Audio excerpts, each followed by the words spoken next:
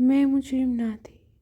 وہ دن اچھی طرح یاد ہیں جب میں 7 برس کی تھی اور اسکول جایا کرتی تھی۔ اسی اسکول میں فیاض میرے ماموں کا بیٹا بھی ہمارے ساتھ پڑھا کرتا تھا۔ پھر وہ لوگ شہر سے گاؤں چلے گئے۔ اب صرف گرمیوں کی چھٹیوں میں ہی ملاقات ہوتی۔ جب ہم چھٹیاں گزارنے نانی کے گھر گاؤں جاتے، وقت گزرتا رہا۔ میں اور فیاض بڑے ہو گئے۔ اب جب فیاض سے سامنا ہوتا میں نظریں جھکا لیتی۔ وہ بہت خوبصورت نوجوان روپ دھار چکا تھا اور میں اس سے شرمانے لگی تھی۔ بظاہر سے چھپتی تھی لیکن دل سے محبت بڑھنے لگی۔ ماموں جان شہر میں ملازمت کرتے تھے۔ گاؤں میں تھوڑی سی زمین پر گزارا تھا۔ کھیتی باڑی میں فیاض باپ کا ہاتھ بٹاتا تھا۔ تبھی 8ویں کے بعد اس کو تعلیم چھوڑنی پڑی۔ گھریلو حالات کی وجہ سے وہ شہر آ کر فیکٹری میں ملازم ہو گیا۔ 1 سال تک ہمارے گھر نہ آ سکا۔ ایک روز آیا تو امی جان نے بہت خوشی سے اس کا استقبال کیا اور آؤ بھگت کی۔ میں اس کو دیکھ کر خوشی سے نہال تھی جیسے برسوں کا انتظار ختم ہو گیا۔ امی نے بہت کھانا پکانے کی ہدایت کی اور خود اس سے باتیں کرنے لگی۔ میں نے کان دھرے تو سنا، وہ کہہ رہی تھی، بیٹا مجھے نور بی بی کی شادی کی بڑی فکر ہے، جانے کب اچھا بر ملے اور کب اس کی شادی ہو، وغیرہ وغیرہ۔ میں نے دیکھا وہ امی جان کی باتیں بڑے غور سے سن رہا ہے، جیسے کوئی کسی کا کہا دل کہہ کے کانوں سے سنتا ہے۔ وہ سمجھ گیا تھا کہ امی کیا پیغام دینا چاہتی ہیں۔ لڑکی کی ماں اور اس سے زیادہ کیا کھلے الفاظ میں کہہ سکتی تھی۔ لیکن گھر جا کر اس نے اپنی ماں سے تذکرہ کیا کہ وہ پھپھی کے گھر گیا تھا اور پھپھی اپنی بیٹی کی شادی کرنا چاہتی ہیں۔ اس نے ماں سے کہا، اماں تم دیر نہ کرو اور فوراً جاؤ، میری شادی نور بیوی سے طے کر دو۔ اماں اب میں برسر روزگار ہوں۔ جب مامانی نے بیٹے کے منہ سے یہ الفاظ سنے تو وہ آگ بگولا ہو گئی۔ بولی، ہرگز نہیں، مجھے نہ تیری پھپھی پسند ہے اور نہ ہی اس کی بیٹی نورا۔ میں تیری شادی اپنی بانجی گوہرا سے کروں گی۔ گوہر فیاض کو قطعی پسند نہ تھی، لہٰذا وہ خاموش رہا اور کچھ روز ماں کے پاس رہ کر واپس شہر میں اپنی ملازمت پر آ گیا۔ جب مامانی اپنے گھر کافی دن نہ آئیں تو ماں خود ہی ایک روز ان کے گھر گئی اور پوچھا، کیا تم بیٹے کے رشتے کے بارے میں سوچ رہی ہو؟ امی جان کی بات سن کر مامانی کی تیوری پر بل پڑ گئے۔ کہنے لگیں، تم اپنی بیٹی کی شادی جہاں چاہے کر دو، میں فیاض کی شادی اپنے گوہر سے ہی کروں گی۔ تم ادھر کی آس مت رکھنا، خواہ مخواہ وقت ضائع کرو گی۔ مایوس ہو کر امی لوٹ آئیں۔ اپنی بھابھی سے ان کو اس جواب کی امید نہ تھی، لیکن ٹکا سا جواب سن کر انہوں نے فوراً دوسرے رشتے کی تلاش شروع کر دی۔ جلد ہی امی کو میرے لیے ایک رشتہ مل گیا اور انہوں نے شادی کی تاریخ رکھنے میں دیر نہیں کی۔ پل بھر میں تاریخ طے ہوئی، پھر چٹ منگنی پٹ پیا ہو گیا۔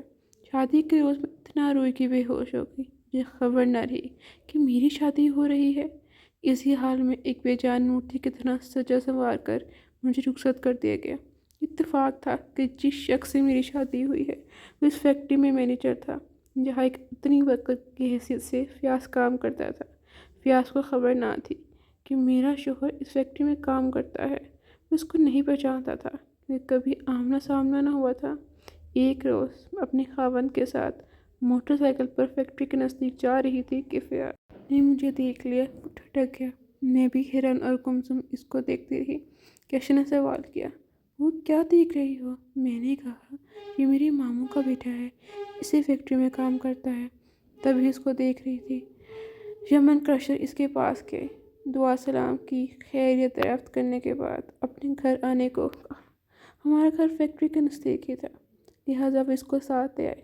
مجھے کہا کہ کھانا بناؤ، تمہارا عزیز ہمارے گھر آیا ہے۔ میں کچن میں جا کر کھانا بنانے لگی۔ دل میں خوش بھی تھی کہ میرے خاوند نے میری رشتے دار کو اتنی عزت دی ہے، اور اداس بھی ہو گئی کہ اتنے دنوں بعد اپنے من چاہے انسان کو دیکھا تھا۔ اس روز اشر اور فیاض دوستانہ انداز میں باتیں کر رہے تھے۔ کھانا تیار ہو گیا تو میں نے کھانا لگا دیا۔ دونوں نے کھانا کھایا اور پھر فیاض دوبارہ آنے کا وعدہ کر کے چلا گیا۔ اب مجھے اس کا انتظار رہے گا۔ ایک روز یوں ہی میں خاموش اپنے خیالوں میں گم بیٹھی تھی۔ اشر نے آواز دی، میں سن نہ پائی۔ اس نے دوبارہ پکارا۔ جب جواب نہ ملا تو اس نے چینک کر کہا، کس کے خیال میں ہوئی ہو، کس دنیا میں نہیں ہو، مجھے جواب کیوں نہیں دے رہی ہو؟ چونک کر میں نے شوہر کی طرف دیکھا۔ اس کی نگاہیں خشمگین تھیں۔ بہرحال پھر بات آئی گئی ہو گئی۔ اس واقعے کے 2 ہفتے بعد ایک روز اشر چھٹی کے وقت گھر آئے تو فیاض ان کے ہمراہ تھا۔ اچانک بے اختیار فیاض کو سامنے دیکھ کر میری آنکھوں میں خشک چمک گئی۔ اشر نے محسوس کر لیا کہ فیاض کے آنے سے مجھے دلی خوشی ہوئی ہے۔ بس اب روز ہی کسی نہ کسی بہانے فیاض کا ذکر نکل آتا۔ اب یہ سوال کرتا، سچ کہو شادی سے پہلے تم کو کسی سے لگاؤ تھا؟ کسی کا خیال دل میں بسایا تھا؟ بس ایسی باتیں کر کر کے اس نے مجھے پاگل اور خود کو نفسیاتی مریض بنا دیا۔ میں اس دن کو کوسنے لگی کہ جب اچانک فیاض کا ہمارا سامنا ہوا تھا اور جن کو گھر لائے تھے۔ نہ ایسا ہوتا اور نہ میری اچھی بھلی پرسکون زندگی کو گھن لگتا۔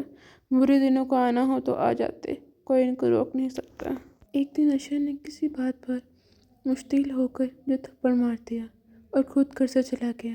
میں چولہے کے پاس بیٹھی رو رہی تھی کہ اسی وقت اچانک فیاض آ گیا۔ آتے ہی اس نے اشر کے بارے میں دریافت کیا۔ میں نے پلکیں اٹھا کر اس کی طرف دیکھا۔ آنسو گرنے لگے۔ وہ گھبرا گیا۔ مجھے تم کو کیا ہوا ہے؟ کیوں رو رہی ہو؟ کچھ نہیں ہوا، میں نے جواب دیا، پر یوں ہی امی کی یاد آ رہی تھی۔ وہ اصرار کرنے لگا، سچ بتاؤ کیا بات ہے؟ اتنے میں میری ساس کمرے سے باہر آ گئی۔ فیاض کو دیکھ کر خشمگین نگاہوں سے اسے گھورنے لگی اور پھر خواہ مخواہ سلوٹیں سنا دیں۔ اس صورتحال سے فیاض گھبرا گیا اور الٹے قدموں لوٹ گیا۔ اس دن کے بعد میرا جی بالکل رہنے لگا۔ اب کسی پل چین نہیں آتا تھا۔ سوچتی تھی آخر یہ کیا ہوا ہے؟ آخر میرا کیا قصور ہے جس کی سزا مل رہی ہے؟ بے شک میں فیاض سے محبت کرتی تھی، وہ بھی مجھے پسند کرتا تھا، مگر ہمارا رشتہ بالکل پاک و صاف تھا اور اس رشتے کا کسی کو نہ تھا۔ سوچتی تھی کہ کاش مامانی مجھ پر رحم کرتی اور میری شادی فیاض سے ہو جانے دیتی، آج مجھے جنت مل جاتی، مگر اس عورت کے دل نے ہم 2 دلوں کی خوشیوں کو پورا نہیں ہونے دیا۔ اب شادی شدہ تھی، مجبور تھی، لیکن اپنے گھر کو کسی طرح برباد نہ کرنا چاہتی تھی۔ تب ہی سوچتی تھی کہ فیاض کو منع کر دوں کہ وہ ہمارے نہ آیا کرے۔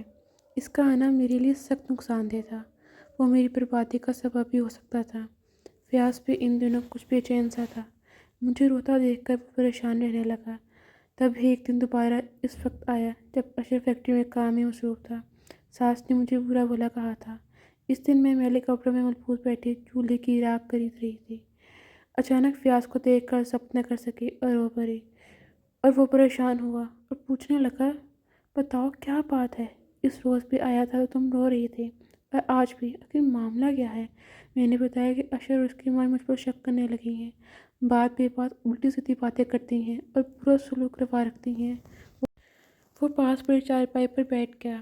کہا تو تم ان لوگوں سے فیصلہ لے لو، ایسی اذیت پر زندگی گزارنے کا کیا فائدہ ہے؟ خدا کے لیے تم چلے جاؤ۔ فیاض، میں نے ہاتھ جوڑ دیے، پہلے ہی تمہاری وجہ سے میری زندگی جہنم بنی ہوئی ہے، اگر تم بار بار آتے رہے تو بیچ میں طلاق دلوا دو گے۔ اشر کو تمہارا یہاں آنا بالکل پسند نہیں۔ وہ کہنے لگا، اگر یہ ظالم لوگ تمہیں بے قصور طلاق دینے پر تلے ہوئے ہیں تو دے دیں، میں تمہیں اپنا لوں گا، فکر مت کرو، ظلم سہنے سے بہتر ہے کہ ان سے جان چھڑا لو۔ اب یہ باتیں ہو ہی رہی تھی کہ اشر آ گیا اور اس نے فیاض کے جملے سن لیے۔ وہ سخت طیش میں آ گیا۔ اس نے کہا، فیاض تمہیں معلوم تھا کہ اس وقت میں ڈیوٹی پر تھا، تو میری غیر موجودگی میں تم نے یہاں آنے کی جرت کیوں کی؟ اس کے ساتھ اس نے پاس پڑی ہوئی لکڑی اٹھا لی اور مجھے بے تحاشا پیٹنے لگا۔ یوں بولو، اصل میں تو تم ہی اس کے ساتھ ملی ہوئی ہو، میری غیر موجودگی میں اپنے عاشق کو بلاتی ہو، آج میں تم بچوں کو ختم کر دوں گا۔ یہ کہہ کے اس نے چھری اٹھا لی۔ تب اشر مجھے بے تحاشا لاتوں اور مکوں سے مارنے لگا۔ اس نے 2 بار چھری اٹھانا چاہی، مگر فیاض نے اس کے وار کو ناکام بنا دیا۔ اس چھینا جھپٹی میں فیاض نے اپنے بچاؤ کی خاطر چھری کا وار کر دیا۔ چھری اشر کے پیٹ میں لگی اور جگر میں گھپ گئی۔ یہ پہلا وار ہی اتنا کاری تھا کہ وہ زمین پر گرا۔ میرا وٹ ڈھیر ہو گئے۔ یہ سب کچھ اچانک ہو گیا، میرے اوزار خطا ہو گئے اور آنکھوں کے آگے اندھیرا چھا گیا۔ فیاض بھی بھاگ نکلنے کی بجائے چارپائی پر بیٹھ کر ہانپنے لگا۔ میری ساس نے شور مچا کر سارے محلے والوں کو اکٹھا کر لیا اور پھر لوگ فیاض کو پکڑ کر تھانے لے گئے۔ وہاں اس نے تمام احوال بتا کر اقرار جرم کر لیا اور اس کو حوالات میں بھیج دیا گیا۔ پھر مقدمہ چلا اور اسے عمر قید ہو گئی، جب والدین کی بھاگ دوڑ اور اچھے وکیل کی پیروی کی وجہ سے میں سزا سے بچ گئی۔ ساس نے مجھ پر فیاض کے ساتھ مل کر قتل کا مقدمہ کرا دیا، مگر تفتیش کے دوران ثابت ہو گیا کہ یہ سب اتفاق تھا اور اشتعالی صورتحال کا نتیجہ تھا۔ جب تک فیاض جیل کی سلاخوں کے پیچھے رہا، میں نے نہایت قرب سے دن گزارے۔ اشر کی وفات سے 2 ماہ پہلے میں امید سے ہو گئی تھی۔ میں نے ایک بیٹے کو جنم دیا اور بہت مشکلات سہ کر اس کی پرورش کی۔ جب وہ 8 سال کا تھا، فیاض سزا پوری کر کے جیل سے باہر آ گیا۔ اس نے مجھ کو شادی کی پیشکش کی، مگر میں نے اس کی پیشکش کو رد کر دیا۔ میں نہیں چاہتی تھی جو نہیں تھا لوگ اس کو صحیح سمجھے۔ وہ یقیناً میرے بیٹے کو کہتے کہ میں نے فیاض سے شادی کی خاطر اپنے شوہر کو قتل کرایا اور اب اپنی آرزو پوری کی ہے۔ اس طرح میرا بیٹا مجھے غلط اور جان کر مجھے معاف نہ کرتا۔ میں نے یہ قربانی اس لیے بھی دی کہ ماں کے مقدس رتبے سے گرنا نہیں چاہتی تھی۔ میں چاہتی تھی چاہے ساری دنیا کی نظروں سے گر جاؤں، مگر میرا بیٹا مجھے اپنے باپ کا قتل نہ کرتانے، اپنے بیٹے کی نظروں سے نہ گر جاؤں۔ آج یہ قربانی رنگ لائی ہے اور میرا بیٹا مجھے عزت و احترام کے ساتھ ماں کا پکارتا ہے تو میرا دل ہو جاتا ہے۔